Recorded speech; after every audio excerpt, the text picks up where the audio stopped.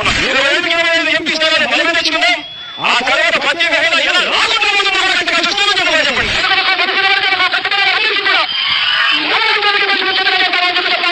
Government లో ఖాళీగా ఉన్న మొత్తం 2,30,000 ఉద్యోగాలు రిలీజ్ చేస్తామని చెప్పి మీ అందరికీ వెళ్ళాలని చెప్తా ఉన్నాను. ప్రతి సంవత్సరం జనవరి 1వ తారీఖున ప్రభుత్వ ఉద్యోగాల భర్తీకి చేస్తామని చెప్పి మీ అందరికీ హామీ ఇస్తా ఉన్నాం. అధికారంలోకి వచ్చిన తర్వాత వేసి పెట్టాలని చెప్పి ప్రతి పిల్లలకి చెప్తా ఉన్నాం.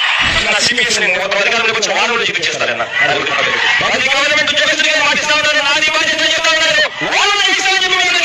ప్రతి ఉద్యోగస్తులకి కూడా ఇంటి స్థలాలు ఇస్తాము, ఇల్లు కట్టిస్తాము అని చెప్పి ప్రతి ఉద్యోగస్తులకి చెప్తా ఉన్నాం. రావాల్సిన మంది కూడా కరెక్ట్ గా సమయానికి వచ్చేట్టుగా ప్రతి సమయానికి వచ్చేట్టుగా చేస్తారని చెప్పి కూడా ప్రతి ఉద్యోగస్తులకి హామీ ఇస్తా ఉన్నాం.